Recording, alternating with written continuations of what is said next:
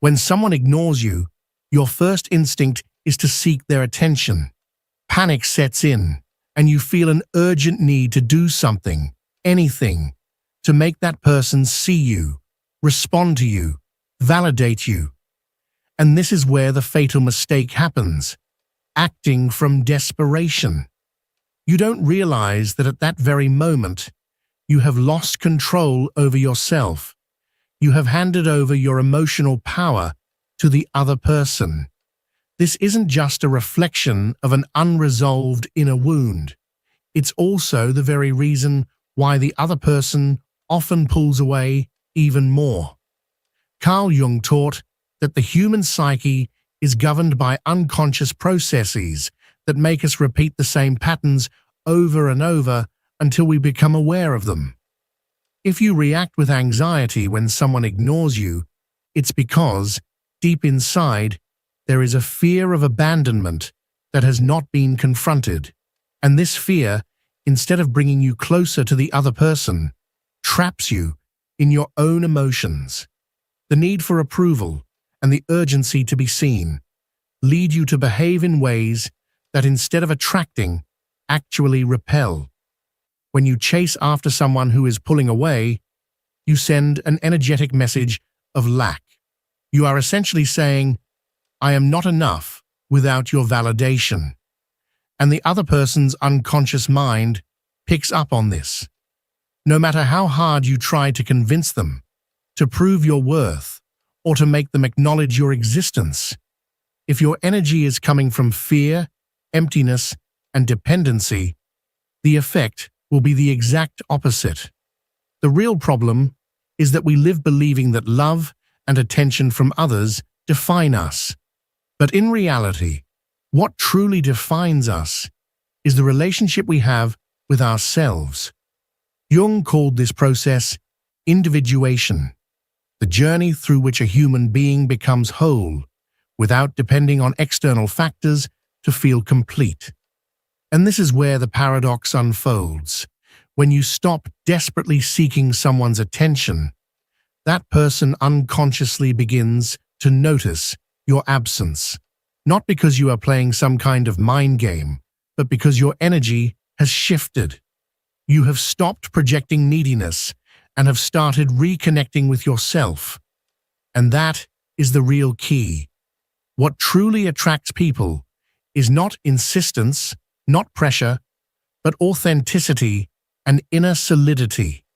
And to reach that point, there is something you must do before anything else. Stop fighting against the shadow within you.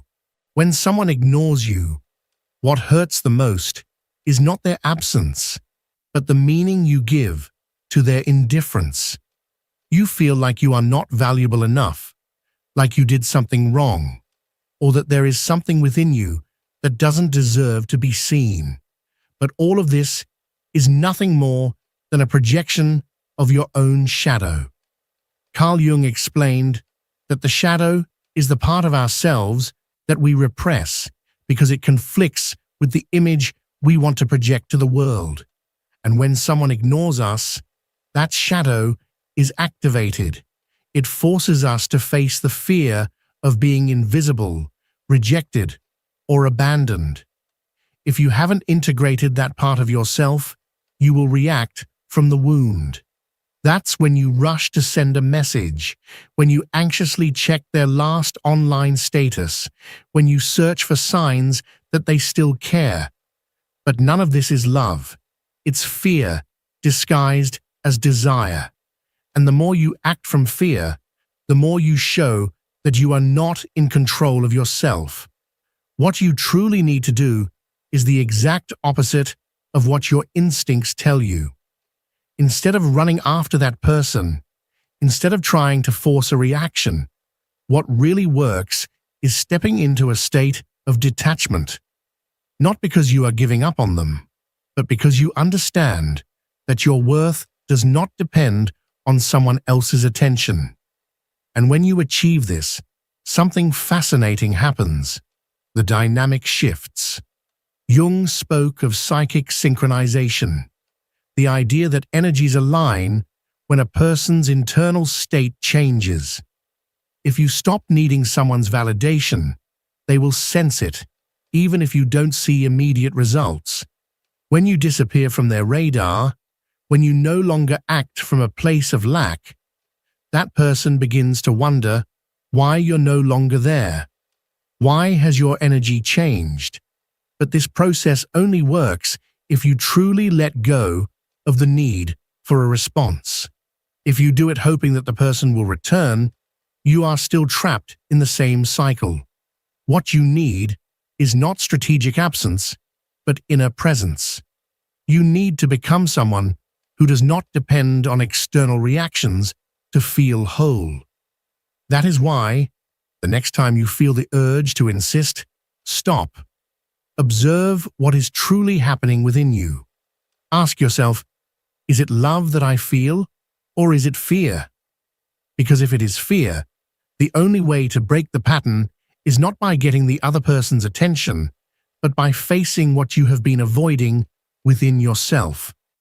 True transformation happens when you do this, when instead of acting from anxiety, you act from the certainty of your own worth, when you stop chasing and instead become the center of your own world.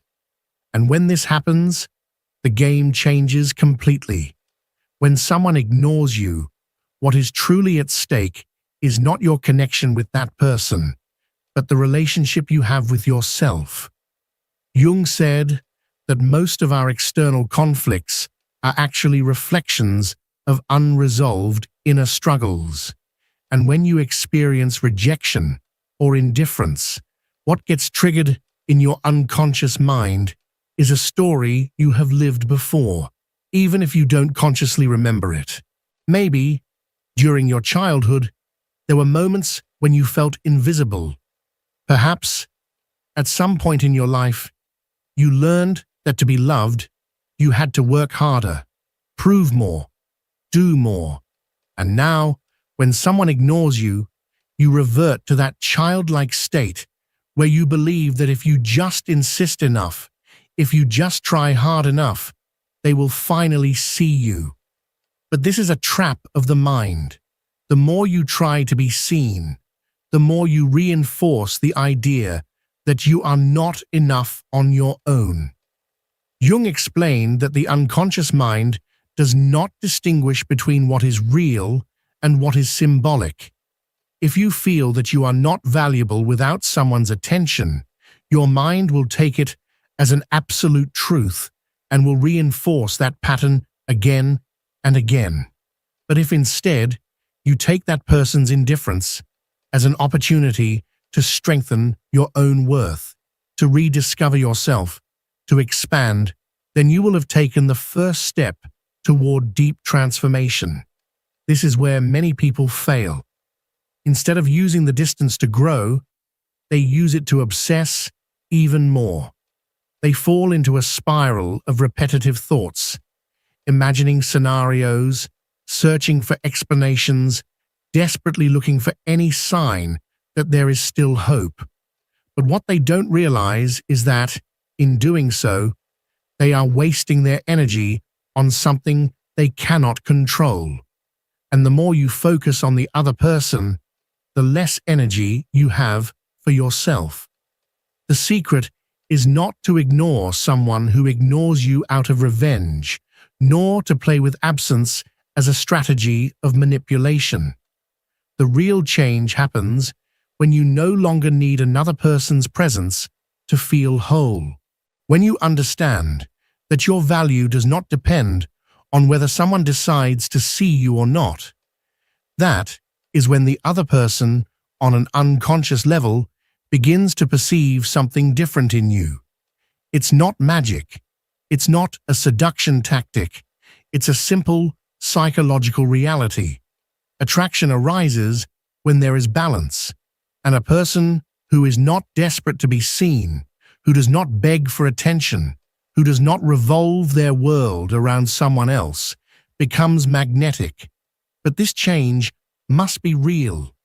If you do it just to get a reaction, if you are still clinging to the hope that the other person will come back, you are still projecting neediness, and the cycle will repeat itself once again.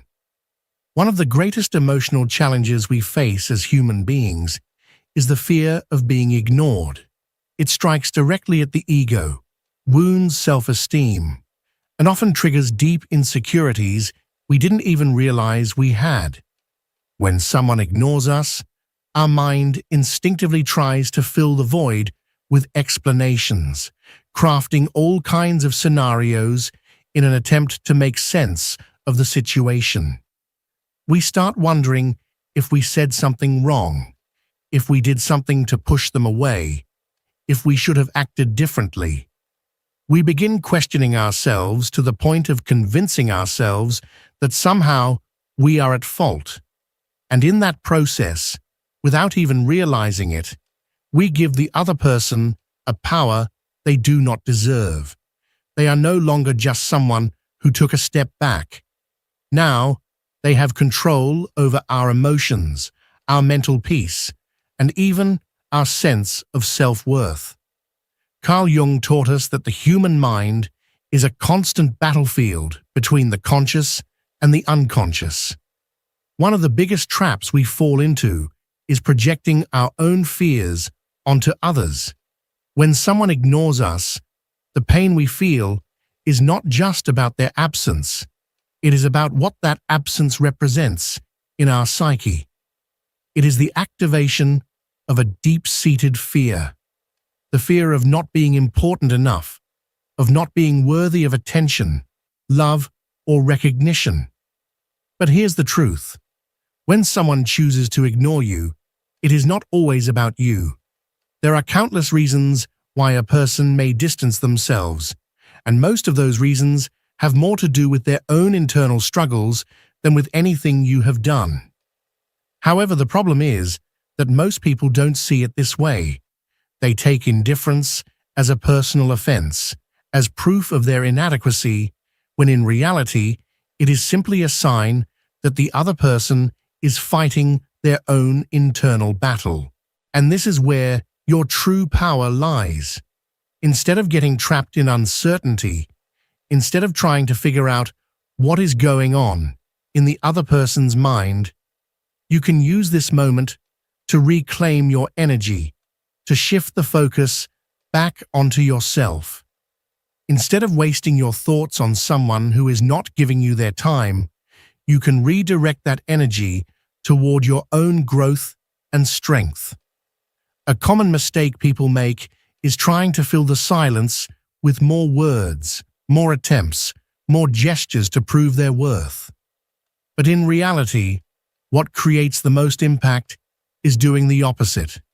Disappearing with purpose, not as a strategy, not to punish the other person, but because you understand that you cannot force a connection with someone who is not willing to have one. And something fascinating happens at this moment. When you stop being available, when you disappear from their radar, the other person begins to notice your absence, not because you are manipulating them, but because your energy has shifted. You are no longer projecting desperation. You are no longer sending the signal that you need to be seen. And what once seemed certain, your presence, your interest, your availability, now becomes an unknown. This is often the moment when the person who ignored you starts seeking you out again. Not because you played a game, but because the energy has changed. What was easy to ignore now feels like an emptiness. But here's the key. By the time this happens, you will have changed as well. You will no longer be waiting. You will no longer be in the same emotional space. When the person who ignored you finally decides to come back, it is natural to feel a mix of emotions. There may be relief, but also deep unease. Their return is a test of the transformation you have undergone. This is the moment to reaffirm your own path without falling back into old dynamics. It is not about reacting impulsively or allowing the past to dictate the present. It is about staying aligned with the new version of yourself, one that has grown stronger through self-awareness and inner work. In these moments, your subconscious may try to pull you back into old patterns, those where your validation depended entirely on the presence and approval of the other person.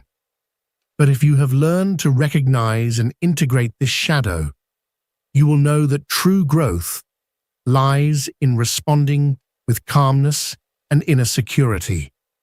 This is not about closing the door to reconciliation, but about doing so from a place of personal power, where you are no longer trying to fill a void or compensate for old wounds.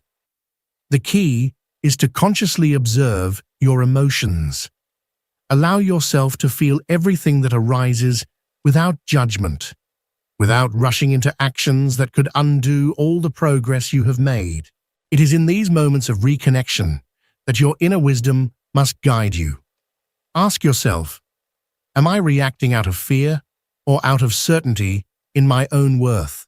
Am I allowing the past to pull me back, or am I fully present in the here and now, making decisions from a place of integrity? Every answer to these questions brings you closer to the authentic integration of your shadow, to the individuation process that Jung saw as essential for a truly fulfilling life. If you ever feel tempted to fall back into old patterns, remember that every experience is a lesson. The return of a certain person into your life is not merely a coincidence. It is an opportunity. It may serve as a chance to rebuild the relationship from a new, healthier perspective, or as a moment to reaffirm your emotional independence. What truly matters is that, no matter the circumstances, you do not compromise your inner peace or sacrifice your authenticity in pursuit of external validation. Your worth is not defined by whether someone stays or leaves. Rather, it is measured by your ability to remain steadfast in your essence, even when external situations challenge your sense of stability. Each step you take towards solidifying your personal power is a victory over past insecurities. It is a testament to the fact that true freedom is found in the harmony between your conscious and unconscious worlds. As the emotional turbulence of a reunion settles and a newfound sense of calm begins to emerge, you reach the next stage of your transformation, the consolidation of your growth and the establishment of relationships rooted in authenticity and healthy boundaries. No longer are you reacting impulsively to every action or absence. Instead, you have developed a deeper awareness that allows you to see every experience, every moment of silence, every distant glance, as a teacher guiding you toward greater self-knowledge. From this evolved state of consciousness, every interaction becomes an opportunity to reinforce your emotional independence. You have come to understand that the need for external validation does not define your worth. Thus, the way you respond to silence or indifference is no longer a desperate attempt to seek approval, but a reflection of your commitment to your own growth. Rather than filling any perceived void with old patterns of fear or desperation, you now have the power to nurture your inner world and strengthen the connection you have with yourself, an unshakable foundation upon which all authenticity is built. The process of inner transformation is neither immediate nor linear. It is a journey filled with highs and lows. Every setback, no matter how small, presents an opportunity to rise again with greater wisdom. It is crucial to allow yourself to feel without judgment, recognizing that every emotion, no matter how intense, is a vital part of the journey toward the full integration of your being. The key is to observe without attachment, to learn from every experience, without allowing fear to dictate your actions. True transformation also involves setting clear boundaries that protect your energy. By integrating the lessons of your past shadows, you come to realize that you are under no obligation to tolerate behaviors that perpetuate emotional dependency. You learn to say no when necessary and to prioritize what truly nourishes and propels you forward. This act of self-care becomes the foundation for healthier relationships, connections where both individuals can grow without falling into destructive cycles. Each time you choose to act from a place of authenticity, from the inner strength you have cultivated, you send a powerful message to the universe and to those around you.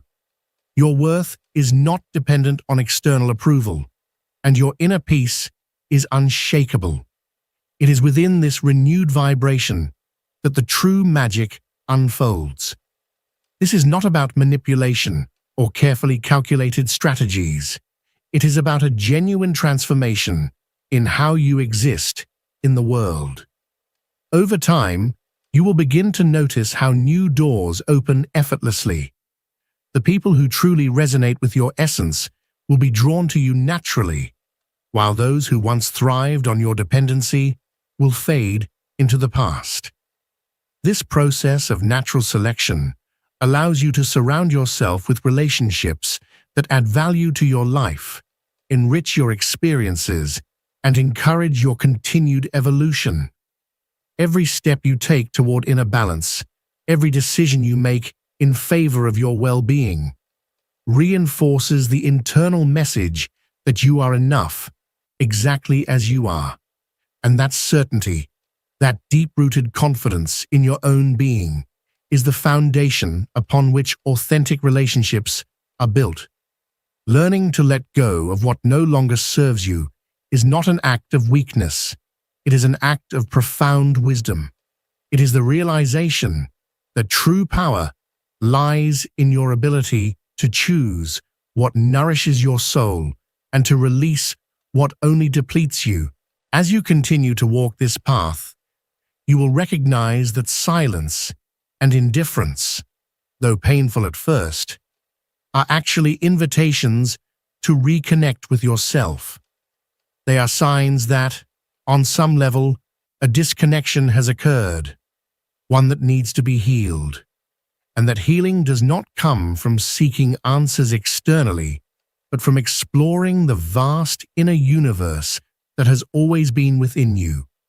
The challenge is to transform every experience of rejection into an opportunity for growth, to learn how to love in a more whole and conscious way. In doing so, you free yourself from the weight of emotional dependency and, in turn, become a source of inspiration for those around you. Your ability to face indifference with dignity and serenity becomes a beacon of light, proving that the path to true fulfillment is not found in external approval, but in the unwavering strength of your own soul. It all lies in the integration of every part of your being. Every encounter, every absence, every moment of solitude or connection becomes a brushstroke in the grand painting of your existence. Together, these experiences shape the portrait of a complete being, one capable of loving unconditionally and living in true harmony with themselves. This journey is not easy. It is filled with challenges, moments of doubt, and times when you may question your path. But it is also profoundly enriching. Along the way, you will come to understand that true transformation does not come from seeking outside validation or chasing what appears to be missing. Instead, it arises when you recognize that everything you have ever needed has always been within you. Reaching this realization is a pivotal moment. You begin to see that every experience, every silence, every reunion, every moment of pain or joy has been part of a greater process, the discovery of your inner power. When you shift your perspective and transform rejection into an opportunity for growth, you not only reconnect with yourself on a deeper level, but you also open the door to more authentic and fulfilling relationships. What once seemed like a painful situation reveals itself as a powerful lesson in self-acceptance and resilience. You come to understand that your worth is not defined by external validation, but by the unshakable strength that resides in the deepest parts of your being. And it is in this realization that true liberation begins. The journey toward integrating your shadow and strengthening your authenticity is not a lonely one. It is an invitation to explore, to learn, to share. Each time you choose to act from a place of inner peace and self-awareness, you send a powerful message to the universe and to those around you. It is through this genuine exchange of energy and truth that true transformation takes root. Because when you become a beacon of light for yourself, you inspire others to do the same. Your presence, your growth, and your willingness to embrace your full self create a ripple effect, encouraging others to embark on their own journey of self-discovery and empowerment. I invite you to share your thoughts in the comments, to join this community of growth, and to spread this message to those who need to hear it. True strength lies in embracing the totality of who we are. Every interaction, every like, every comment not only amplifies this message, but also contributes to the creation of a space where we can all learn to transform pain into power, silence into wisdom, and indifference into opportunities for change. Remember, real transformation begins within. It is not about searching outside for something you have always carried inside. It is about uncovering that latent force within you, the one that allows you to live fully, authentically, and with purpose. Share this video, subscribe, and turn on notifications so you can continue receiving content that inspires you to look within and transform your life. Together, we can reach countless people and build a movement of change and self-awareness that illuminates the path for those seeking deeper meaning in their relationships and in their own existence. Thank you for being part of this journey and for inspiring others to discover their true potential.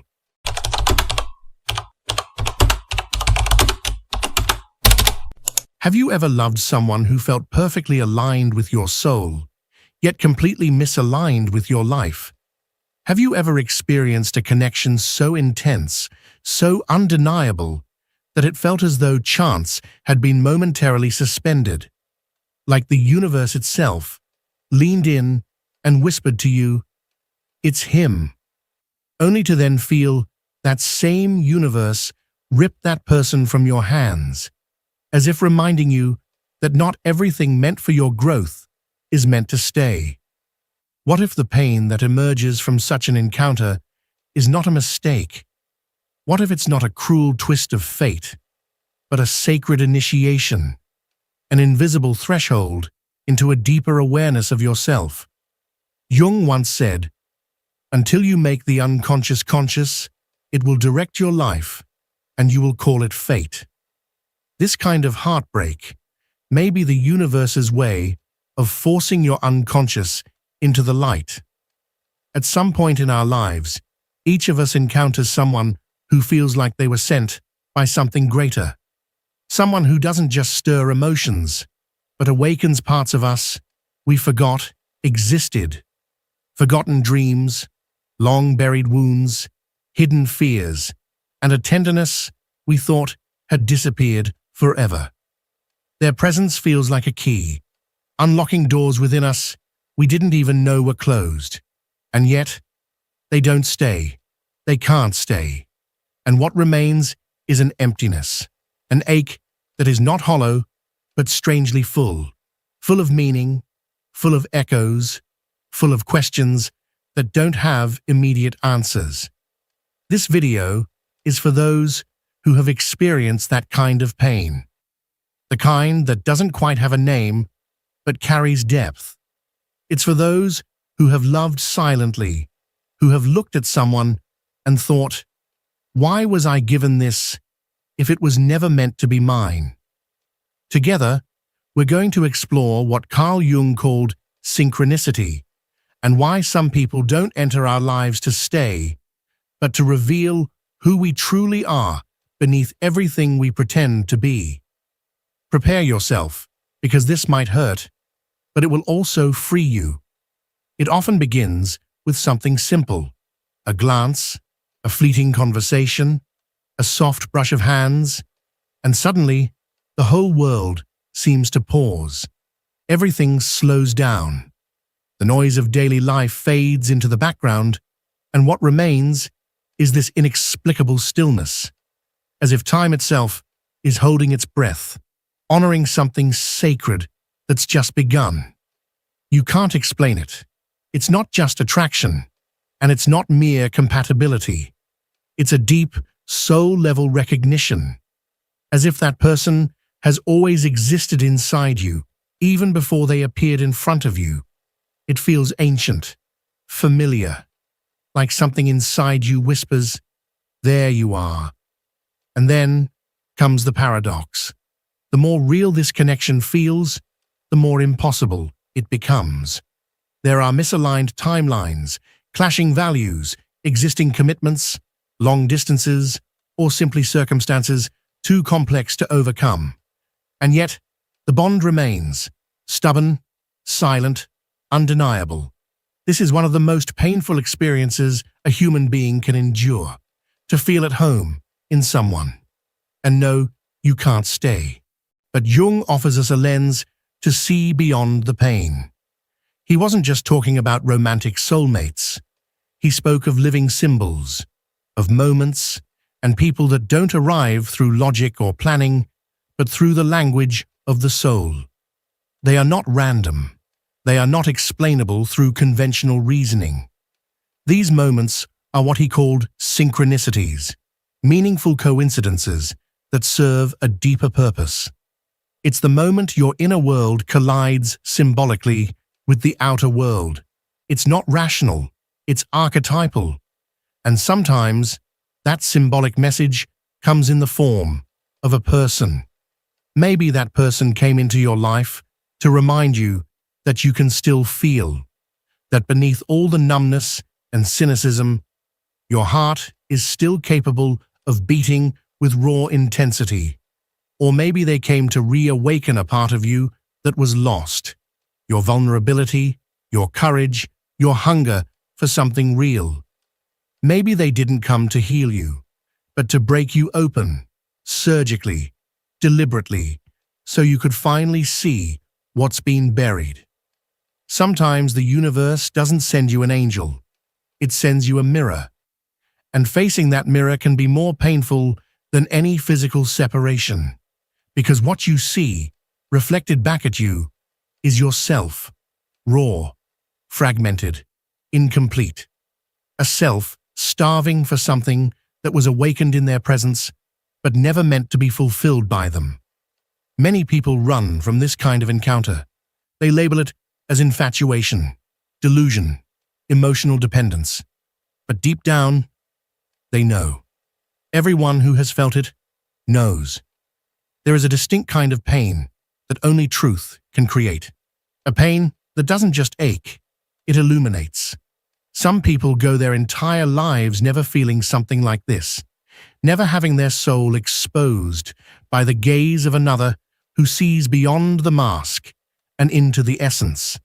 That's why, when it does happen, even for a brief moment, it becomes unforgettable.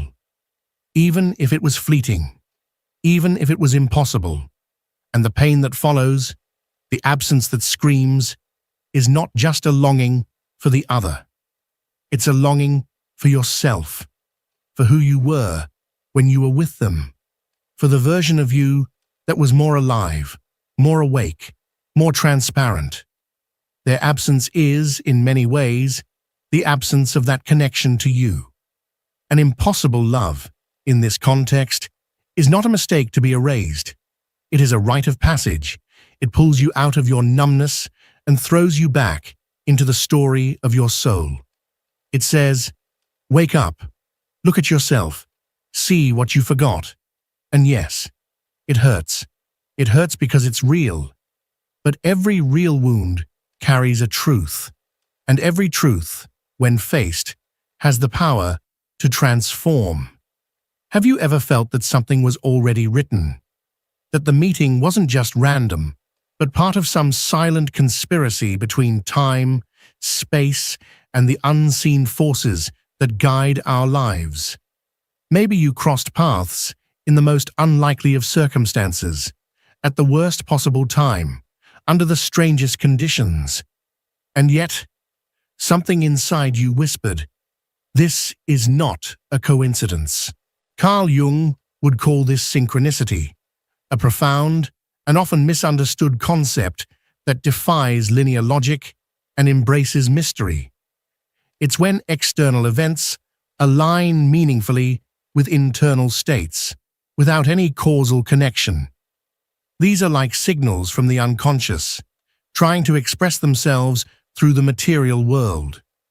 Jung saw synchronicity as a bridge between the inner and outer worlds, as if the universe, using living symbols, gave form to what already pulses deep within the soul. And perhaps the most unsettling part is this: these manifestations don't arrive to validate our desires, but rather to expose our contradictions. Do you think you found the right person? Maybe. But what if the universe didn't bring you someone to stay? What if it brought you someone to awaken you? What if that magical encounter was not a promise of forever, but a symbolic response to your inner state? Synchronicities are like dreams that come to life outside of us. They are encrypted messages from the soul. Ask yourself, why do certain connections shake you so deeply? Why do you keep thinking about someone months, even years later? Why does that bond haunt you in silence? The answer isn't just in the other person. It's in what they stirred within you. Maybe you were already ready for change, but didn't know it. Maybe you were emotionally stuck, trapped in repeating patterns, living on autopilot. And so the universe throws a thunderbolt disguised as a familiar face, someone who makes you feel everything again: fear, desire, vulnerability, hope, shame, love.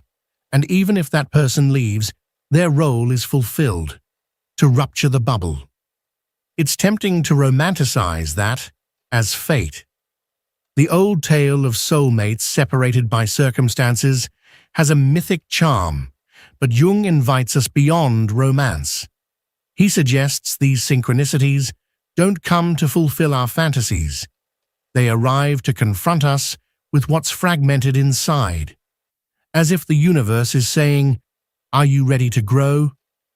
Then take this: someone who will unbalance you, who will reflect what you're truly seeking, who will tear your emotional armor apart with just a glance. And this isn't poetic. It's cruel. It's beautiful. It's overwhelming. Because synchronicity isn't about beauty. It's about truth. And truth, more often than not, is terrifying. How many times have you mistaken that experience for lack? How many times have you tried to control, force, make it work? How often did you ask yourself whether you should insist? But the question was never about making it work.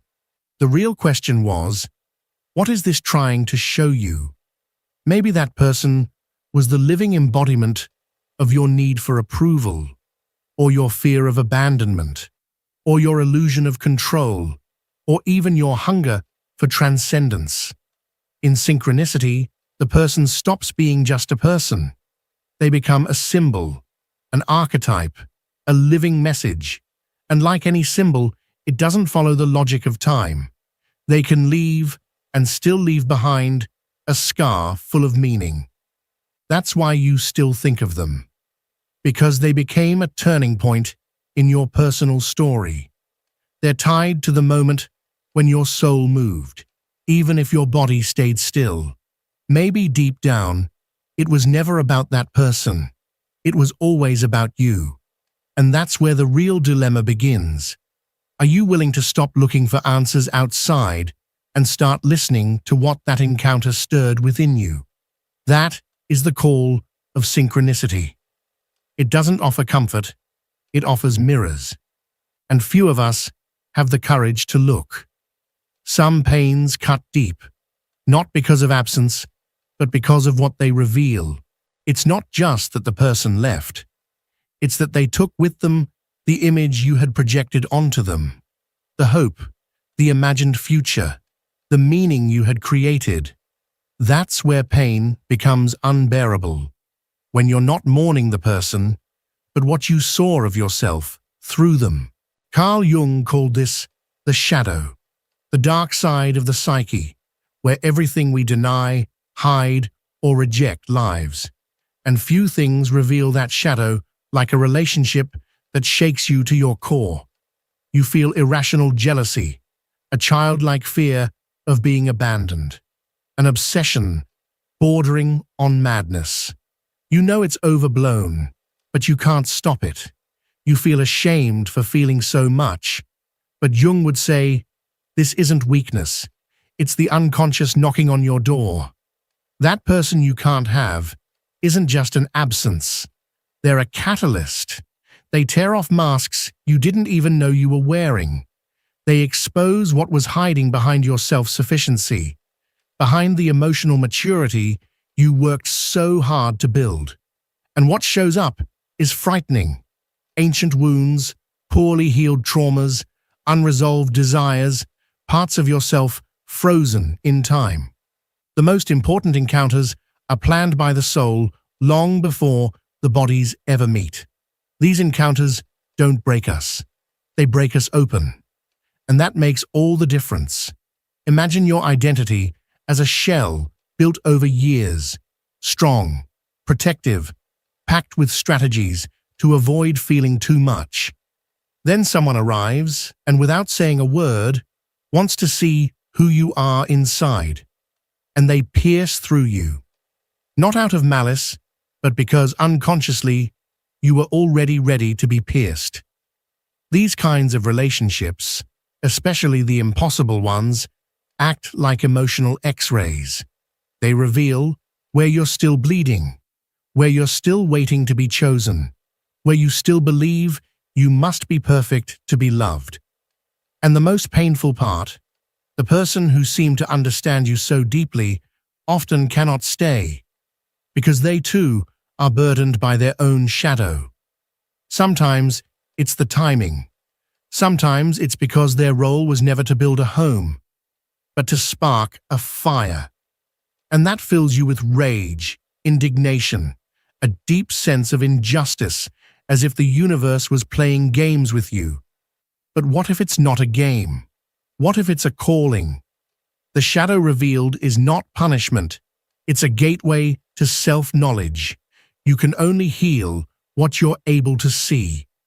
And it is often the impossible love that forces you to look. Yes, that person showed you love, but they also revealed your emotional dependency, your fantasy of salvation, your tendency to idealize anyone who offers a glimmer of light. You're not broken for feeling. You're alive, standing before a mirror that doesn't lie. The real question isn't why it hurts so much. The real question is, what is this wound asking you to transform? Because the shadow doesn't vanish through effort.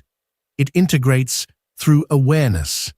And that awareness often emerges from what burns. There comes a moment, usually a solitary one, when the pain of losing the other gives way to the pain of losing yourself. You stop asking, why did they leave?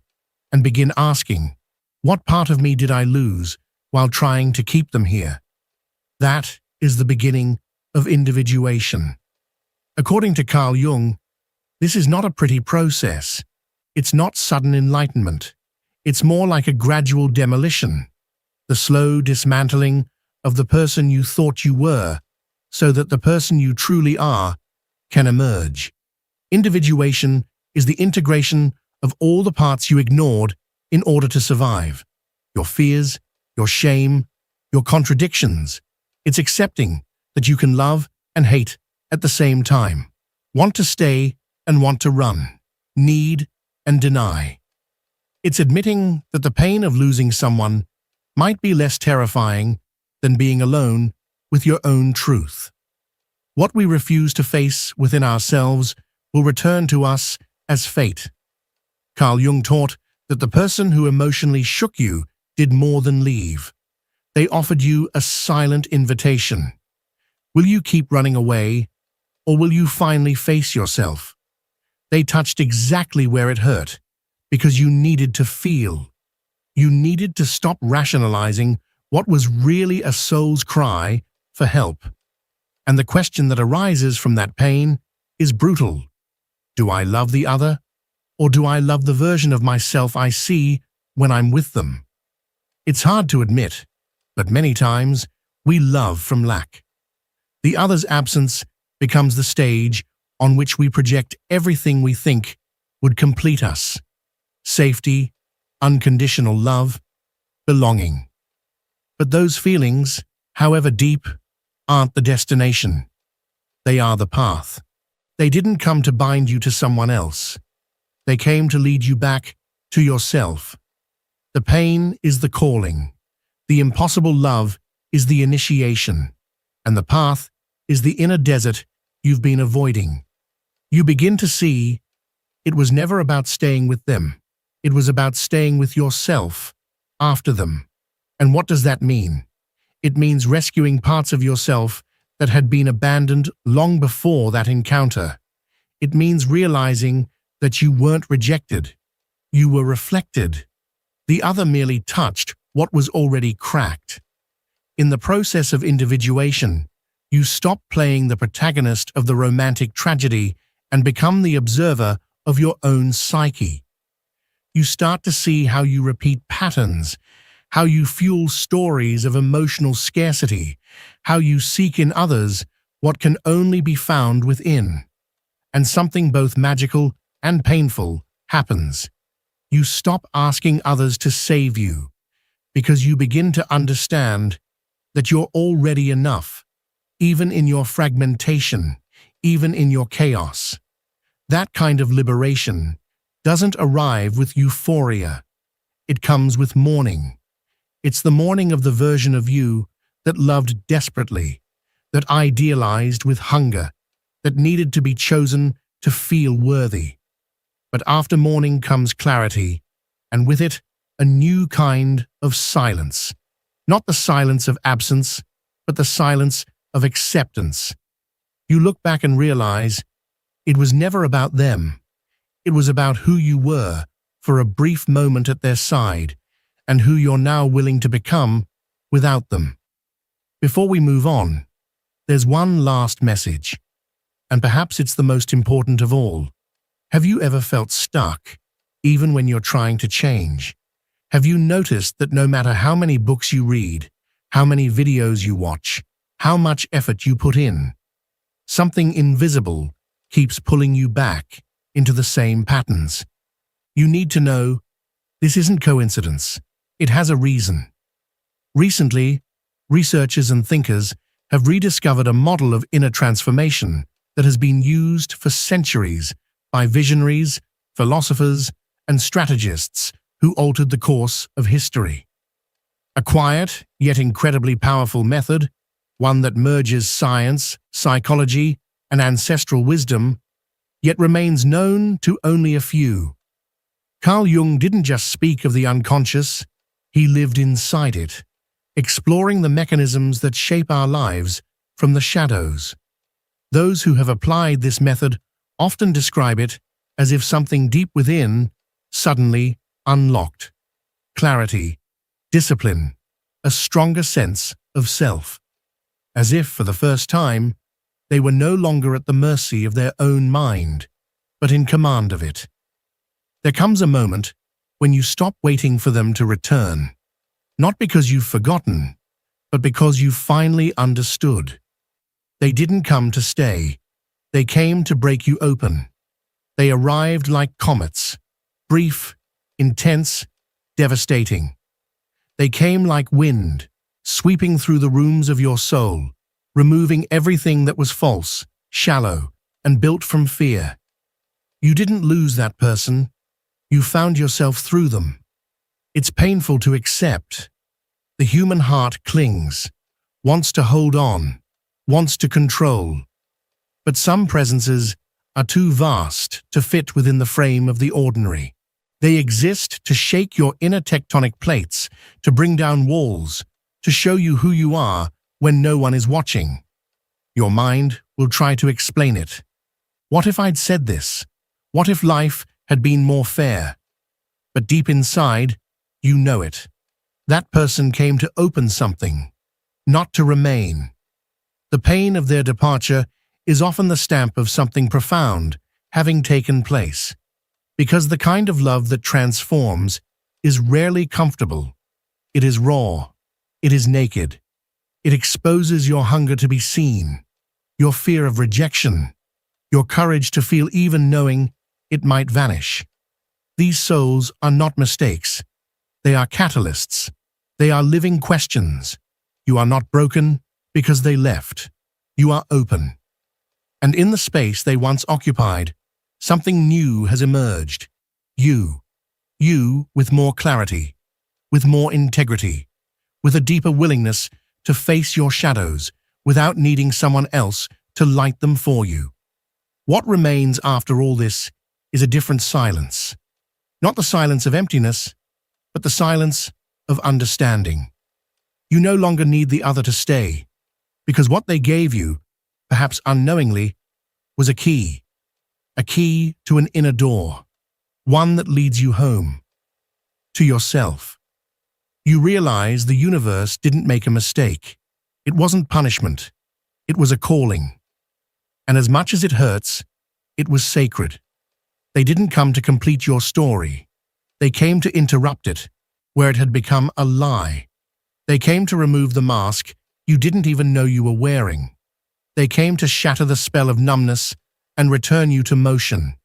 Now you're alone, but you've never been more awake. So, no, it wasn't a mistake.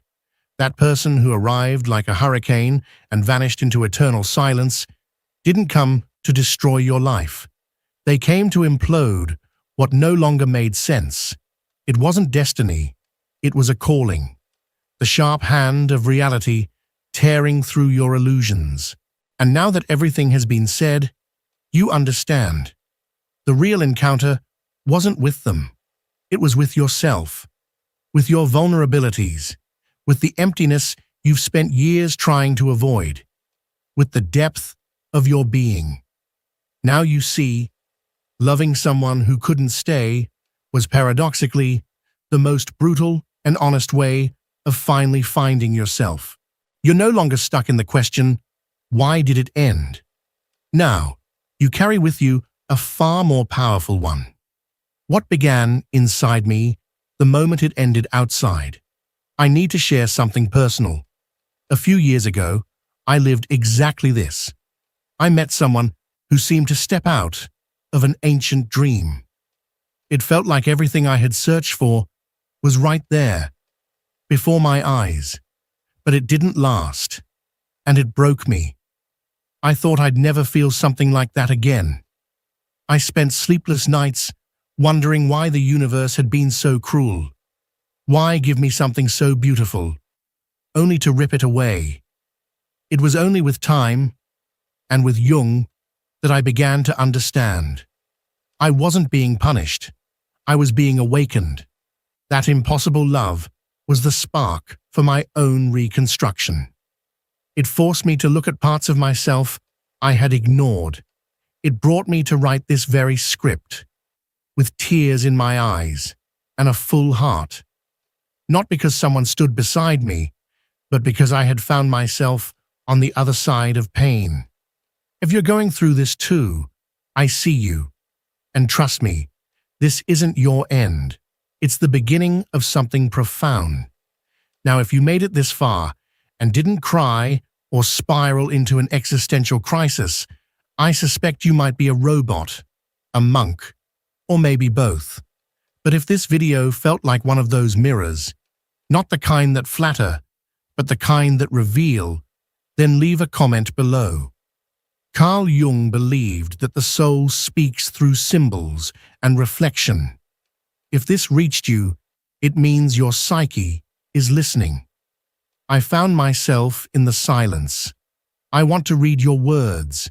I want to know who had the courage to be stripped bare by the invisible. And if you still haven't subscribed to this channel, seriously, what are you doing with your life? If the universe led you here, maybe it's the self nudging you to awaken. Click that bell, dear soul. And now, those 2 videos appearing on your screen. Well, one of them might completely change the way you understand your choices. The other might show you that you never really knew what love meant. But only maybe.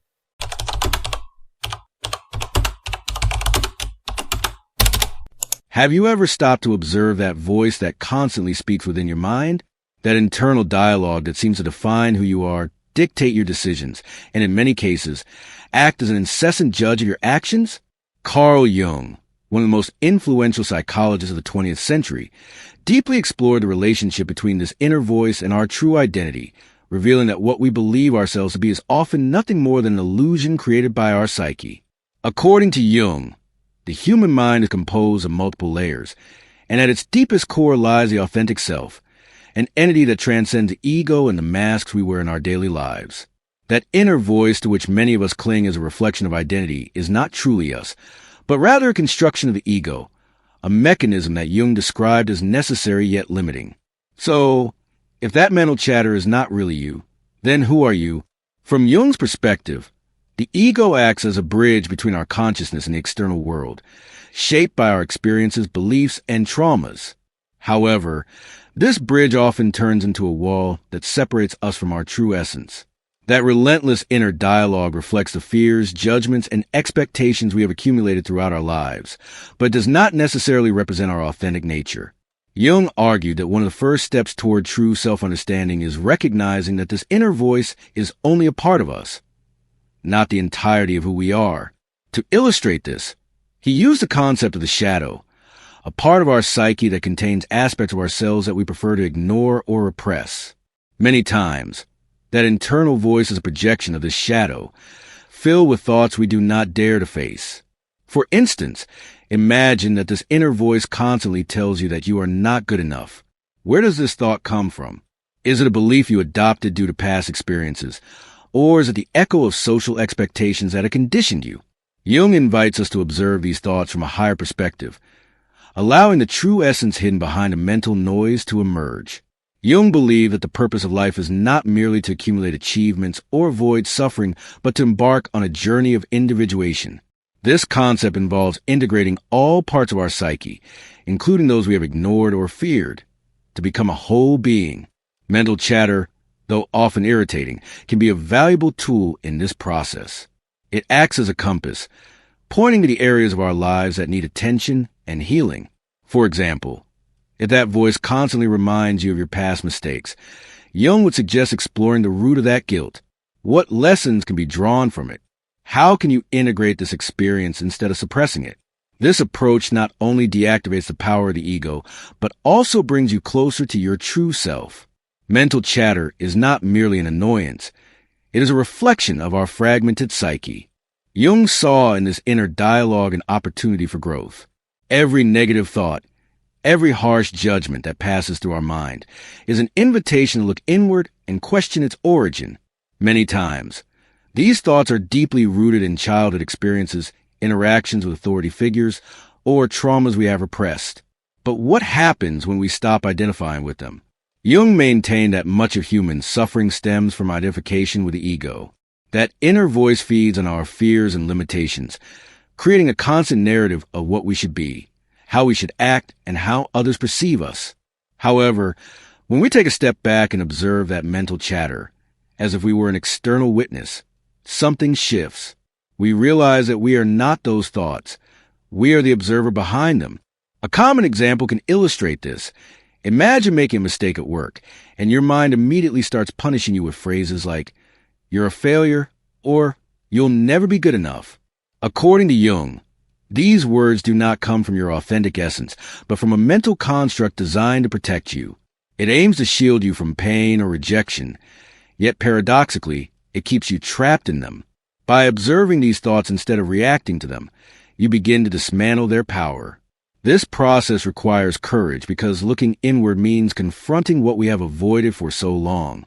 Jung spoke of the journey to the underworld, a metaphor for facing our shadows. On this journey, we encounter parts of ourselves that we have rejected, but that hold immense potential to transform us. The shadow, according to Jung, is not inherently evil. It is simply the unknown, the forgotten, the repressed. For example, someone who suppresses their creativity out of fear of failure may discover that their mental chatter constantly tells them they are not talented enough. This voice is nothing more than projection of a deeper fear, the fear of being vulnerable, of exposing themselves and being judged.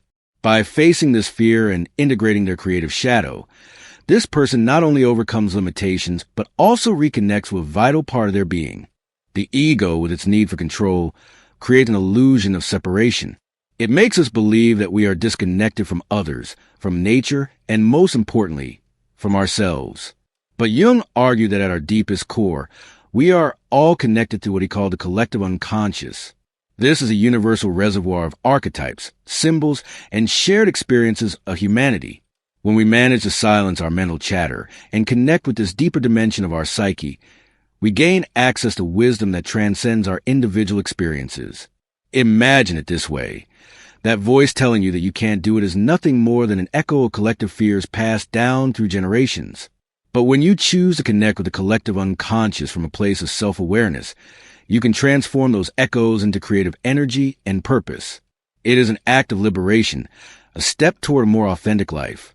As we progress on this journey of self-knowledge, it is crucial to understand that mental chatter does not disappear overnight. The ego is not something we can completely eradicate, nor is it necessary to do so. Jung insisted that the ego has a purpose. It is a tool that allows us to interact with the physical world. However, its power must be balanced by the authentic self, our deepest essence. The integration of the ego and the self is a fundamental step in the journey toward individuation. This means accepting the parts of our psyche that we have rejected or ignored without judgment. For example, the insecurity that constantly fuels our mental chatter may seem like a flaw. But when we examine it closely, we may discover that it serves a purpose.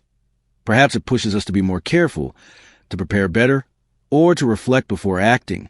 Instead of fighting these emotions, Jung invites us to understand them and allow them to have their rightful place within us. One practical exercise to dismantle the influence of mental chatter is what Jung called acts of conscious reflection. This involves taking a recurring thought like, "I am not enough," and asking yourself, where does this thought come from? Is it truly mine, or did I adopt it from my environment? This simple act of reflection creates a space between you and your thoughts, allowing you to observe them without being dominated by them. Imagine a turbulent river. If you're inside the river, struggling against the current, everything seems chaotic and out of control. But if you step out and observe on the riverbank, you realize it is merely a flow of water, something you can watch without being swept away. This is how conscious reflection works. It allows you to step out of the constant stream of thoughts and see them for what they really are, just a part of your experience, not your entire identity. In this process, the unconscious plays a crucial role. Jung described the unconscious as a vast ocean of images, emotions, and symbols that influence our daily lives, often without us realizing it. Mental chatter, in many cases, is a manifestation of this unconscious trying to communicate with our consciousness. Dreams, for example, are one way the unconscious expresses itself, and Jung believed that paying attention to them could help us better understand our mental chatter. Imagine dreaming of being trapped in a room with no exit, a common metaphor reflecting the feeling of being stuck in limiting thought patterns. Jung would suggest exploring this dream as an opportunity to understand which aspects of your life or psyche feel confined. By bringing this understanding to consciousness, you could begin to work on freeing yourself from these restrictions. Confronting and understanding these deep aspects of our psyche not only liberates us from the ego's influence, but also connects us with greater force, the collective unconscious. Jung believed that by overcoming the limitations of our mental chatter, we start to experience a sense of unity with something larger than ourselves. This connection provides a sense of purpose and meaning that the ego can never offer. When we begin to experience this deeper connection with our psyche and the collective unconscious, something extraordinary happens. We stop perceiving ourselves as isolated individuals and start understanding our interconnection with everything around us. This realization not only changes our internal perception, but also transforms how we relate to others and the world at large. Unchecked mental chatter reinforces separation. It makes us believe we are different, alone in our struggles, and that our problems are unique. But Jung taught that by connecting with the collective unconscious, we can see that the worries, fears, and desires we experience are shared by all of humanity. This recognition fills us with compassion, not only for others, but also for ourselves. An example of this occurs in interpersonal relationships. Often, our mental chatter tells us things like, "I'm not enough for this person," or "they don't understand me." According to Jung, these ideas are projections of the ego. The ego, fearful of rejection, creates these narratives to protect itself, but in reality, they build barriers between us and others. By recognizing these projections for what they are, we can begin to dismantle them. For instance, during an argument with someone close, our mental chatter might urge us to defend ourselves, justify our actions, or even attack the other person to protect our pride. But if we pause and observe what is truly happening, we may discover that this reaction stems from an internal wound that has nothing to do with the present situation. This perspective allows us to respond from a place of balance and empathy instead of reacting from the ego. Jung also spoke about the power of synchronicity, those seemingly random events that, nonetheless, appear to hold deep significance in our lives. These synchronicities are a way in which the collective unconscious guides us and connects us with our purpose. For example, you might be struggling with an important decision, and suddenly someone mentions a book, an idea, or an experience that deeply resonates with you. According to Jung, this is not mere coincidence, but a sign that you are aligning with something greater. When we learn to trust these synchronicities, we begin to step out of the rigid control of the ego and open ourselves to fluidity of life. This does not mean abandoning conscious decision-making, but rather allowing our intuition and connection with the unconscious to guide us. This balance between control and surrender is one of the most transformative aspects of the individuation process. However, it is not an easy path. Jung warned that facing our shadows, dismantling the ego, and connecting with the collective unconscious requires courage and perseverance. It is an ongoing process that demands constant self-observation, questioning our beliefs, and being willing to change. But the rewards are immense: greater inner peace, more authentic relationships, and a life filled with purpose and meaning. A practical exercise to deepen this process is introspective journaling. Dedicate a few minutes each day to writing about the thoughts and emotions that surface throughout the day. Do not censor yourself or try to make your words perfect. Simply let your feelings flow. This act of writing allows you to observe your mental dialogue from an external perspective, identifying patterns and beliefs that may be limiting you.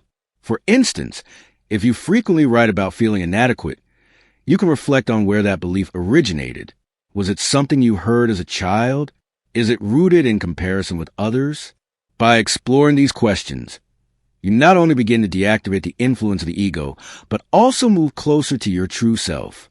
When we integrate Jung's concepts into our daily lives, we realize that they not only transform our internal perception, but also have a direct impact on our actions and decisions.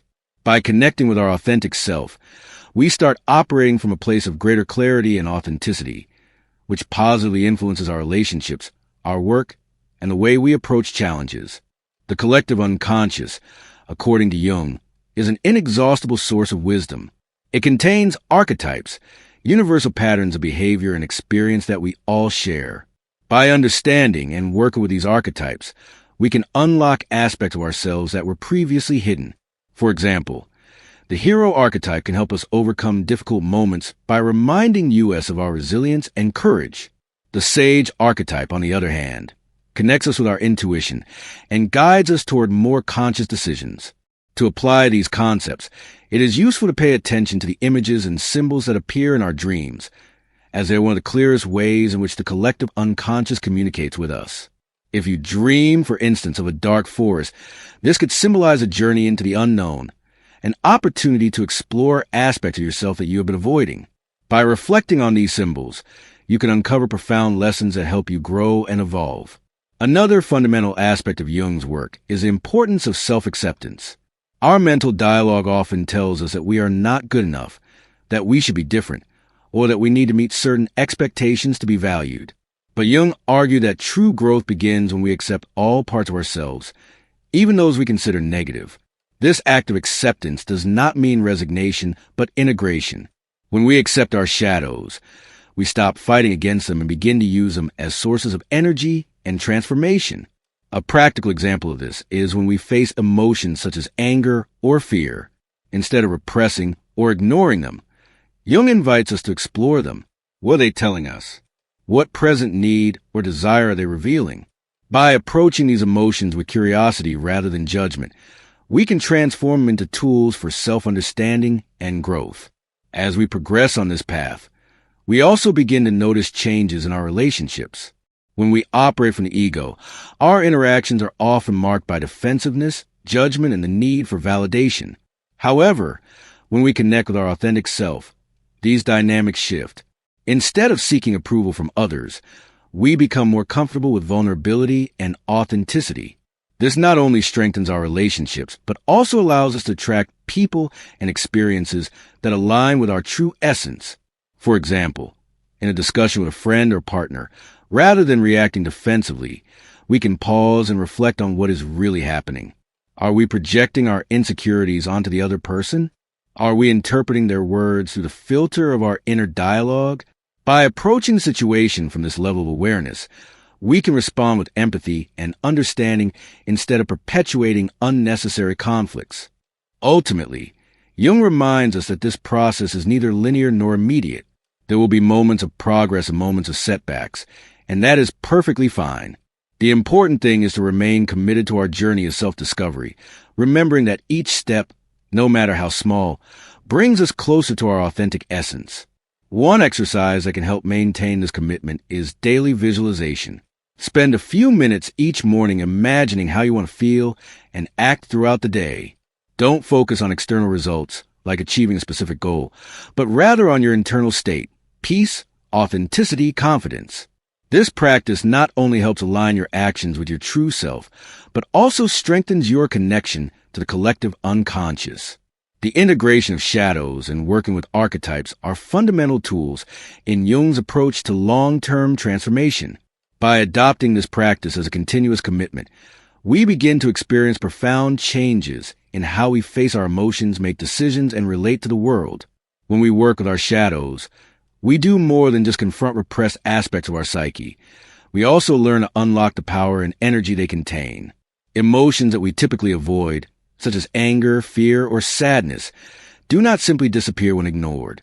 Instead, they find other ways to manifest, often causing internal conflicts or issues in our relationships. Jung believed that by bringing these emotions into the light, we could transform them into sources of strength and wisdom. For example, someone who constantly suppresses their fear may develop chronic anxiety or feel paralyzed when facing challenges. However, by exploring that fear, by allowing it to exist and be expressed, this person may realize that fear is not the enemy but a signal that something needs attention. Perhaps the fear is pointing to a personal boundary that has been ignored or an unmet need. By integrating this emotion, fear becomes a guide rather than an obstacle. Archetypes, on the other hand, offer universal models that help us understand and navigate our experiences.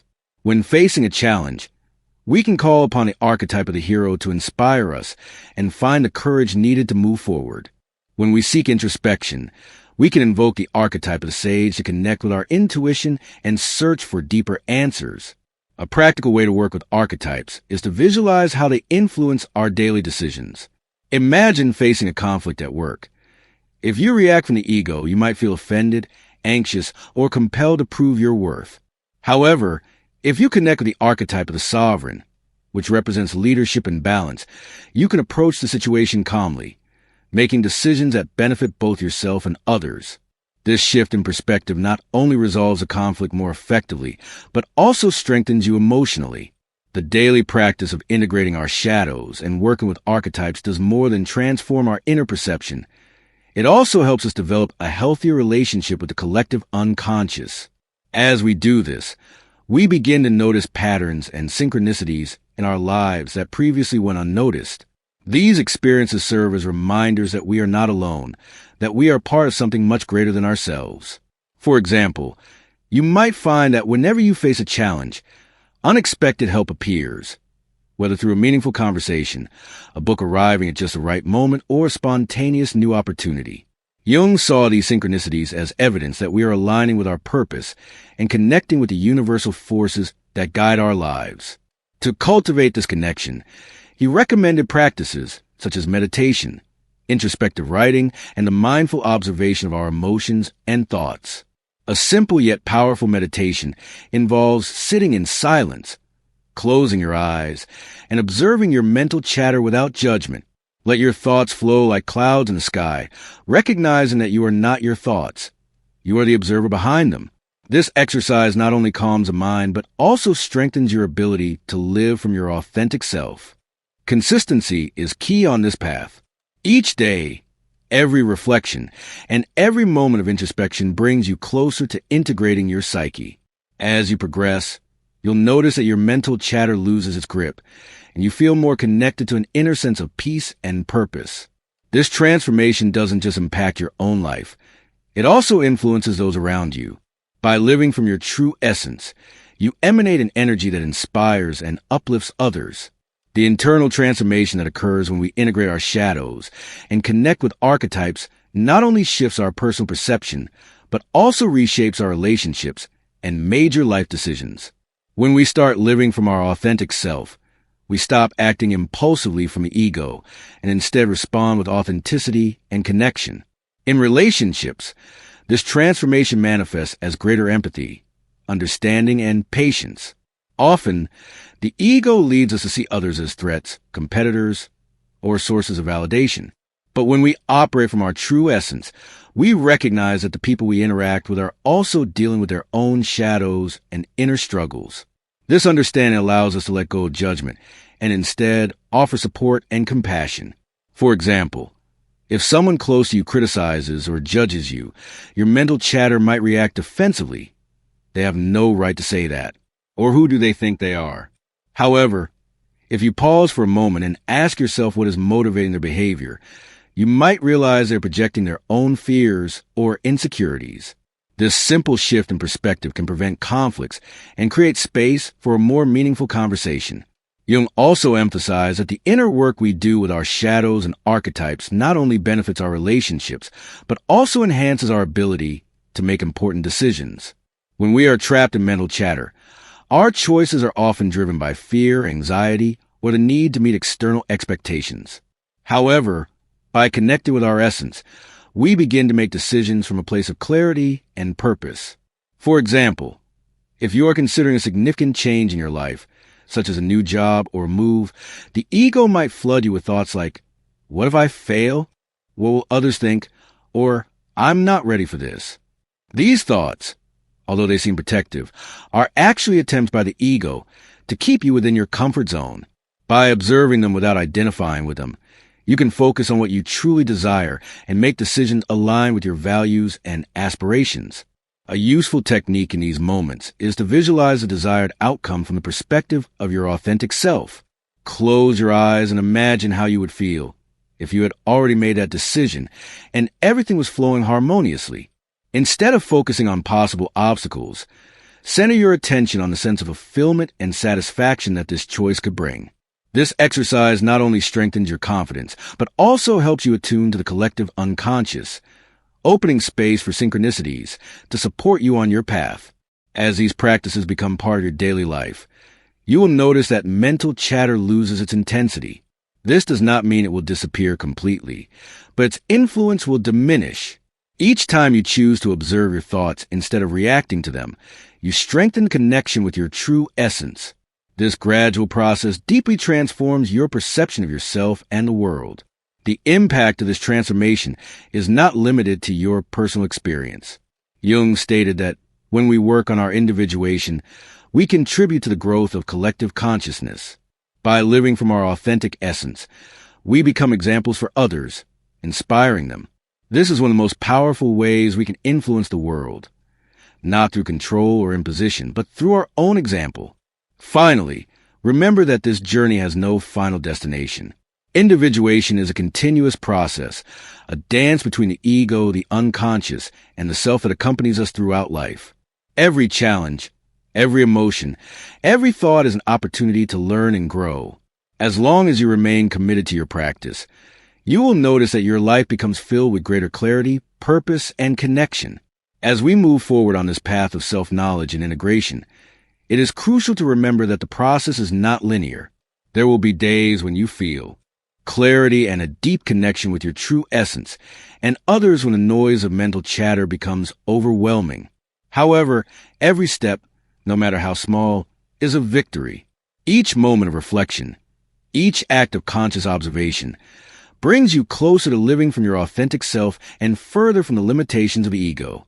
The constant practice of integrating your shadows and working with archetypes not only transforms your life, but also has a profound impact on those around you. By living from your essence, you inspire others to do the same. This ripple effect is one of the most valuable contributions we can offer to the world. Carl Jung believed that by working on our own individuation, we are also contributing to the collective awakening of humanity. Imagine the power of a conscious community, where people relate not from their egos, but from their authenticity and purpose. This is not just an ideal, but a real possibility when we share and apply these principles in our lives. Every reflection, every practice, and every step toward full awareness benefits not only our own lives, but also transforms the dynamics of our relationships, our communities, and eventually the world. And this is where I want to invite you to take action. If anything you've heard or read here resonated with you, if you feel this message could be valuable to someone else, share it. Perhaps you know someone struggling with their inner dialogue, feeling trapped by the limitations of their ego, and needing to hear that there's a path to inner freedom. By sharing this content, you are not only helping that person, but also contributing to the collective awakening we so desperately need. Additionally, I would love for you to join this conversation. Leave a comment sharing your thoughts, experiences, or questions. What does your inner voice tell you? How do you plan to start deactivating its control over your life? Your experience could be the spark that inspires others to begin their own journey. Together, we can create a community where learning, reflection, and mutual support serve as the foundation for continuous growth. If this message helped you, I invite you to subscribe to the channel and turn on notifications. Every week, I share reflections, practical tools, and concepts like the ones you've heard here, designed to help you connect with your authentic essence and live a purposeful life. By subscribing, you won't just receive content that can transform your life, but you'll also become part of a network of people committed to their personal and spiritual growth. Finally, I want to thank you for making it this far. It is no coincidence that you are reading or listening to these words. Something within you led you to this moment. This is only the beginning of a journey with the potential to change everything for you. Now, you have the opportunity to take action, to apply the tools you've learned in your daily life, and most importantly, to share this message with others so that together we can build a more conscious, connected, and authentic world. I look forward to seeing you in the comments, and remember, by expanding your awareness and living from your true self, you are creating an impact that goes beyond your own experiences. You are part of this change, and every action matters. Share, reflect, engage, and transform. The world needs more of what only you can offer.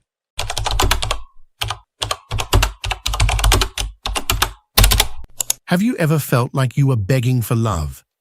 I'm not just talking about romantic relationships.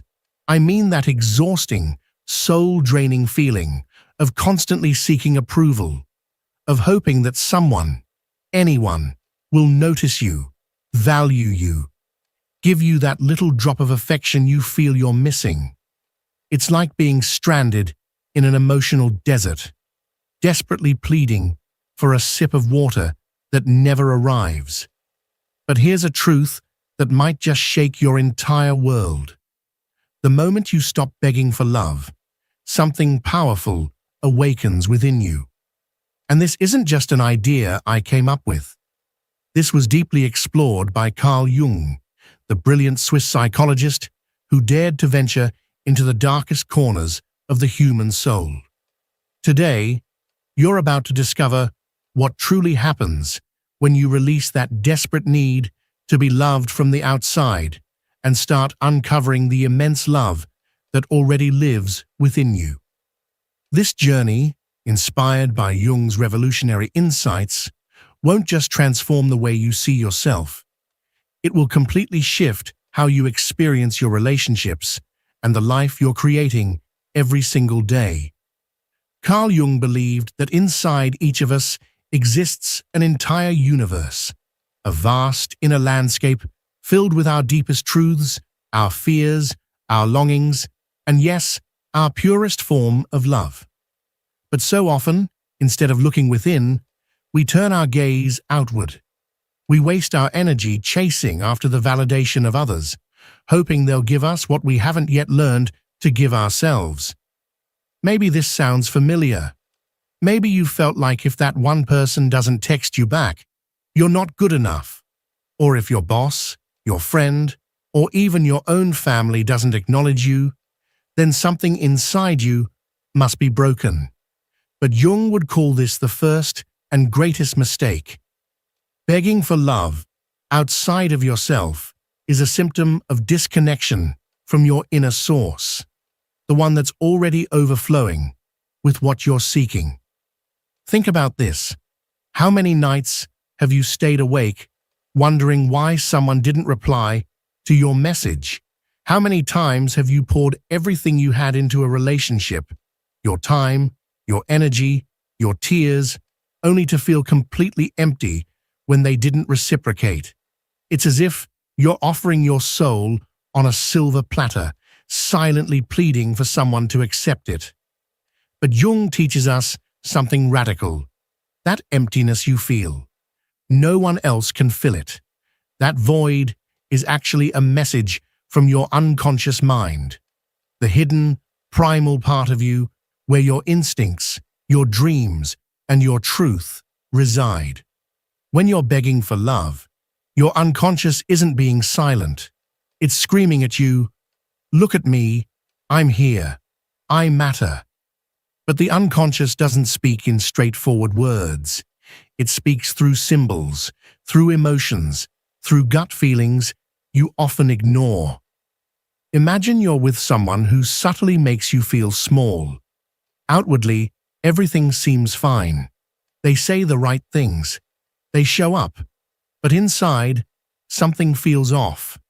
There's a tightness in your chest, a knot in your stomach, a whisper in your mind saying, "This isn't right." That's not your imagination. That's your unconscious trying to wake you up. If you keep begging for love from that person, while ignoring the alarm bells inside you, then you're not just neglecting yourself, you're betraying yourself. And self-betrayal comes at a high cost. You lose your peace, your energy drains away, and piece by piece, your true essence begins to vanish. Let's pause for a moment. Take a deep breath. Think about a relationship, romantic, platonic, or even familial, where you've been begging for love. Really bring it to mind. How does it make you feel? Exhausted? Angry? Invisible? Hold that feeling, because we're going to return to it. Now, Jung had a name for this inner conflict. He called it the shadow. The shadow is the part of yourself that you hide, the part you deny, suppress, and don't want the world to see.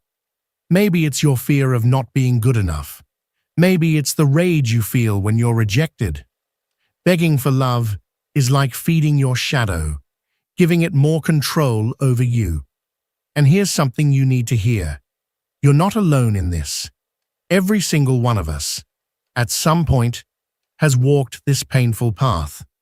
We've all looked outward for something that can only be found inward. We've all mistaken attention for affection, or silence for rejection. But the deeper truth, the love you seek, already lives within you. It always has. And when you begin to recognize that, to really feel it, not just as an idea, but as a living truth in your bones, everything begins to shift. You stop settling. You stop chasing. You begin to attract people and experiences that resonate with your worth because you finally see it yourself. Carl Jung didn't just map the mind. He handed us a mirror, one that, if we're brave enough to look into, reveals not only our wounds, but also our wholeness. And that's what this journey is about. It's not about becoming someone new. It's about remembering who you were before you believed you were unworthy of love. When you keep begging for love, for attention, for validation, you slowly drain yourself. It's like you have an emotional gas tank full of precious energy, and instead of using it to fuel your own growth, your dreams, your happiness, you keep pouring it into people who don't even know how to fill it back up. And the worst part? They rarely even try. Carl Jung would say that protecting your energy is not selfish, it's sacred. Your energy is what gets you out of bed each morning. It's the silent force that drives your goals, helps you to love with your whole heart, and gives you the strength to continue even when life gets hard. But if you waste that same energy constantly begging for scraps of attention, for half-hearted affection, for someone to simply notice your worth, then what's left for you? What do you keep for yourself? Imagine for a moment that you are a plant, a beautiful plant, full of potential to grow and bloom. But day after day, no one waters you. You wait and wait, stretching toward the sun, doing your best to stay alive. But with no nourishment, you begin to wilt. You begin to fade. That is exactly what happens to your soul when you live on borrowed love, when you wait for others to give you what you should be giving to yourself. Stopping the act of begging for love is not cold. It's the beginning of self-care. It's choosing to water yourself, to offer yourself the emotional nourishment you've been craving from others. It's the first step toward blossoming. Here's something practical, something you can actually do right now, inspired by Jung's teachings. Get a notebook, open it. Write this question at the top of the page. Where am I begging for love? Be honest, brutally honest. Maybe it's with your partner, the one who never makes time for you, who always seems distracted, distant, unavailable. Maybe it's with your mother, who always finds something to criticize, your hair, your choices, your dreams, but never offers a genuine embrace, never says, "I'm proud of you." Or maybe it's with yourself. Maybe you've become your own harshest critic, punishing yourself for every flaw, every failure, never feeling like you're enough. Write it all down, every place where your soul is kneeling. And then, ask yourself this: what would happen if I stopped begging for this? Don't act on it yet. You don't need to make any big moves. Just reflect. Let the questions sit with you. This exercise is not about changing your life in one day. It's about starting the dialogue with your unconscious mind. It's about listening to that inner voice that has been whispering, "I deserve more." And speaking of letting go, what if I told you that the moment you stop begging for love, the relationships that are not meant for you begin to crumble on their own? It's not magic. It's your subconscious mind finally aligning with your truth. Jung believed that the people we attract are mirrors of our inner world. So, If you are living in a pattern of begging, of feeling unworthy, you will naturally attract people who reflect that energy back to you. People who withhold, people who keep you small, people who make you feel like you have to work for love. But when you shift, when you finally say, "I will no longer beg," something incredible happens. The universe listens. The ones who are not aligned with your higher self start to drift away, and in their place, you begin to meet people who see your worth without explanation, who love you without conditions, who match your frequency without you having to lower yours. Before we go further, I want you to do something simple for yourself and for me. If anything I've said so far is resonating with you, if you feel like these words are landing in your heart, hit the like button right now. And in the comments, I want you to write, "I am ready to stop begging." It might seem like a small step, but it's powerful. Every time you declare your intention out loud, even in a comments section, you give it strength. You plant a seed. And if you know someone, anyone, a friend, a sibling, someone you love, who's caught in the trap of chasing after love that hurts, that doesn't nourish them, share this video with them. Because together, we can break these cycles. We can rewrite the narrative. We can choose love that lifts instead of love that drains. So what happens next? After you let go of that deep, aching need to beg for love, something profound. Your shadow begins to speak to you. That part of you that's been hidden, denied, pushed away. It starts to rise. The fear of rejection, the deep-seated insecurity, the desperate need to be liked. All of it comes into the light. And yes, it's uncomfortable. It can be terrifying to confront the parts of you that you've spent years trying to avoid. But it's also liberating. Because when you stop running from your shadow and start listening to it, you begin to heal. Jung taught that integrating your shadow isn't about destroying it. It's not about becoming perfect. It's about acknowledging that even your darkness is part of who you are. For example, maybe you've been begging for love because you're terrified of being alone. Recognizing that fear, naming it, is the first step toward healing it. You don't have to pretend it's not there. You just have to look it in the eye and say, "I see you," but you don't get to be in charge anymore. That is power. That is self-love. Not the kind that looks pretty on Instagram. The kind that is messy, real, raw, and absolutely life-changing. To stop begging and start loving myself, it sounds simple, doesn't it? But behind those words lies a deep symbolic meaning. Something that Carl Jung deeply respected. Symbols held immense power because they accessed parts of our psyche that reason alone could never touch.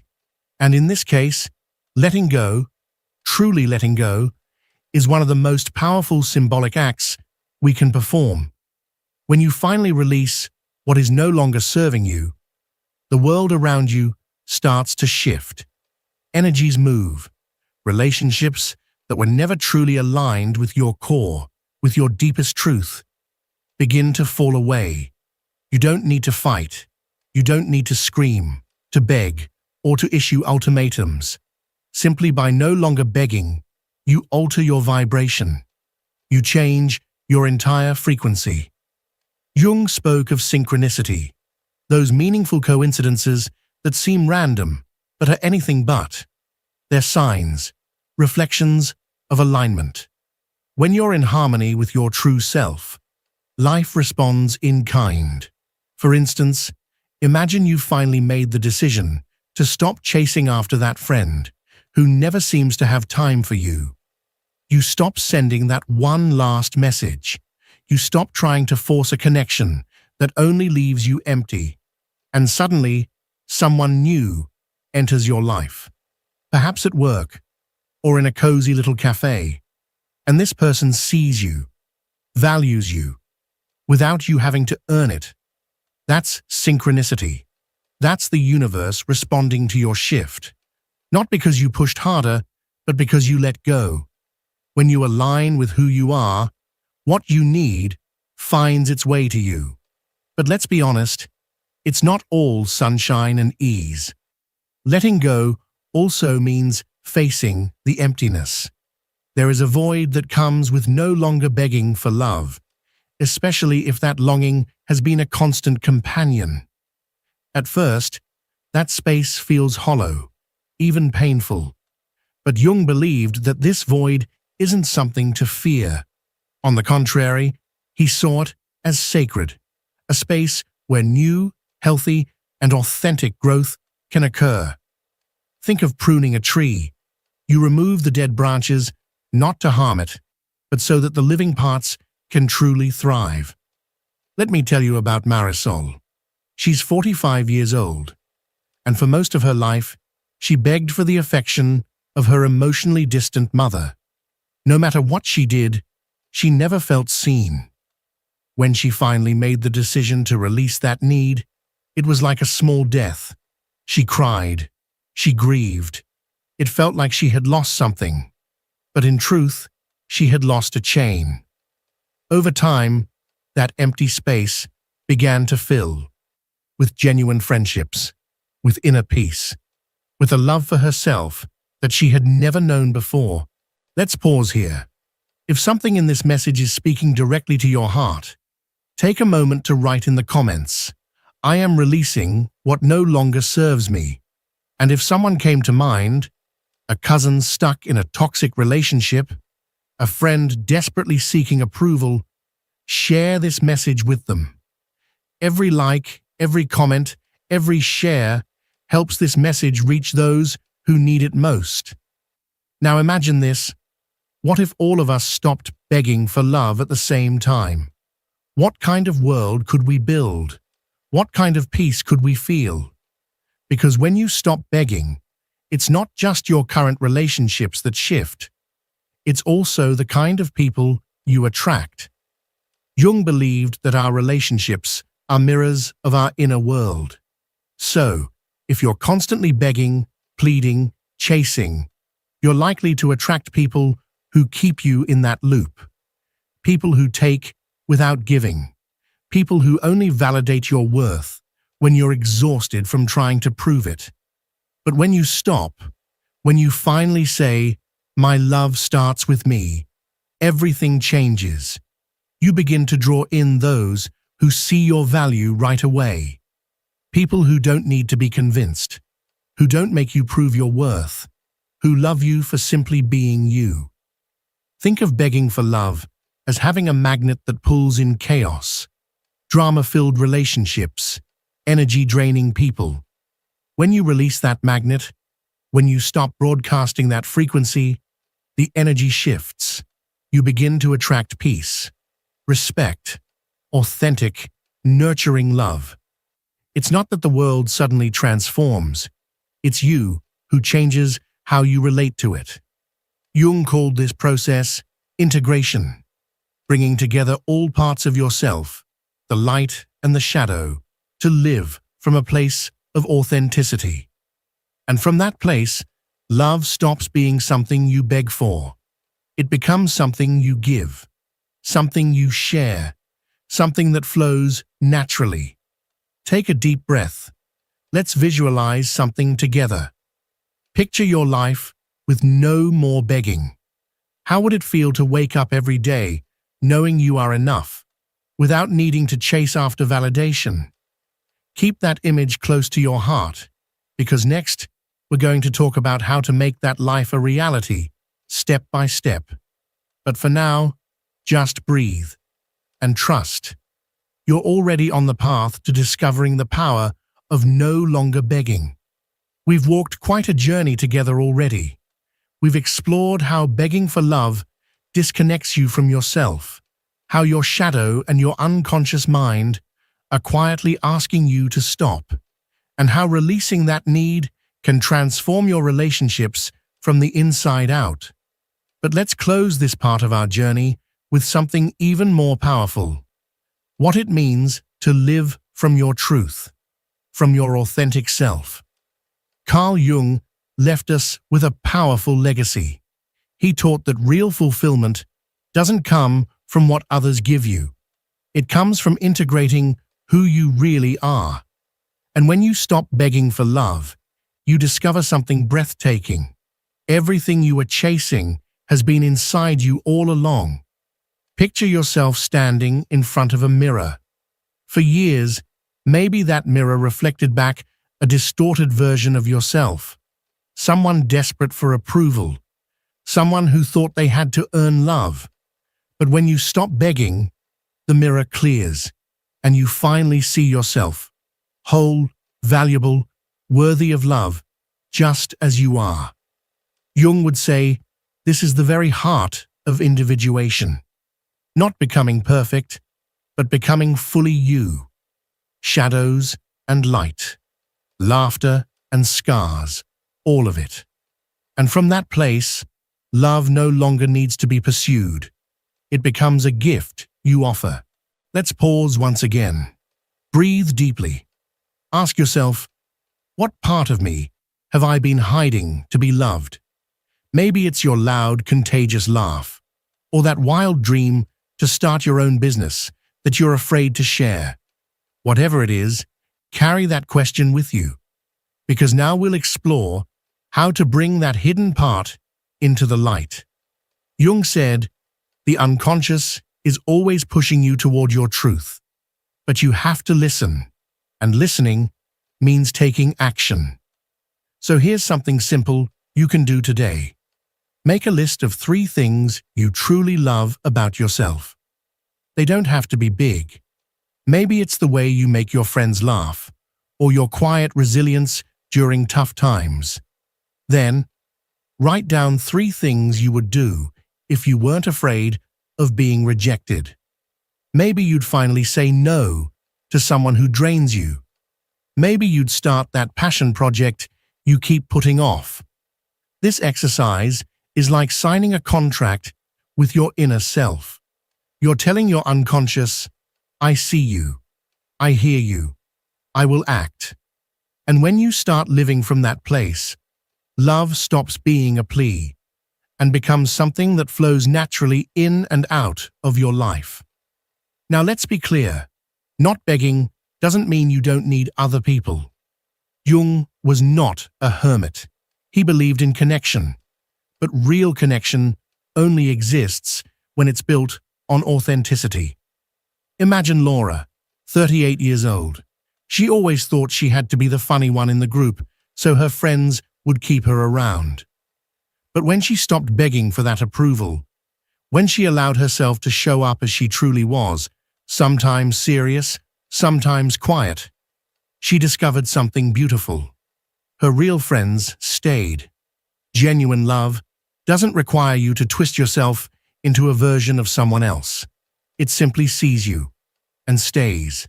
So how do we live this truth in our everyday lives? Jung gave us tools, one of which is active reflection. The next time you feel that urge to beg for love, when someone leaves your message on read, or when a glance you hoped for never comes, pause and ask yourself, what do I need from myself right now? Maybe it's rest. Maybe it's comfort. Maybe it's a hug you can give yourself. Another powerful tool is setting boundaries. If someone drains you, it's not selfish to protect your energy. It's an act of self-love. Jung believed this was essential for individuation. Let's reflect together. Think of a relationship where you constantly give more than you receive. What would happen if you set a boundary there? You don't need to act right now. Just imagine it. Maybe it's telling your partner, I need you to really hear me. Or telling a friend, I can't always be available.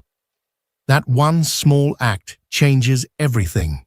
You stop begging, and you begin to build connections rooted in your power. And when you do that, synchronicity returns.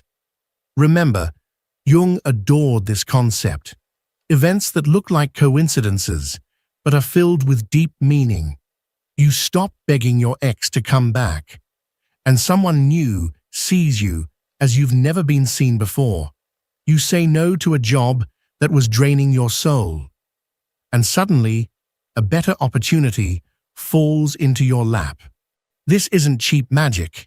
It's what happens when you finally live from your truth. The universe, or your unconscious if you prefer, responds. Before we end, I want you to do something. If this message moved you, write in the comments, "I choose my authenticity." And if you know someone who's still begging for love, a sister in a toxic relationship, a friend who sacrifices too much to feel accepted, send this video to them. Each time you do, this message reaches a heart that's ready to wake up. And don't forget, like, subscribe, and turn on notifications. This is more than just a video. This is a community, and you are part of it. So, what really happens when you stop begging for love? You reconnect with yourself. Your shadow stops being your enemy and becomes your guide. Your relationships shed the drama and fill with truth. Your dreams, the ones you buried for fear of rejection, begin to awaken. And above all, you find peace. Not a shallow peace, but a deep calm that comes from knowing, truly knowing, that you are enough just as you are. To sum it up in Jung's words, when you beg for love, you lose your essence. But when you let go, you integrate your shadow, hear your unconscious, and begin to live from your truth. And from that place, love flows in naturally, without having to chase it. So today, I leave you with this. The love you've been looking for is already within you. Stop begging for it out there, and start living it from within. That's the magic I wanted you to discover. Now take a moment. Reflect. What will you release today? What step will you take to stop begging and start loving yourself? Write your answer in the comments. I can't wait to read it. And if this message lit a spark in you, share it. Someone out there needs this nudge. Thank you for being here. Thank you for listening. Thank you for being part of this transformation.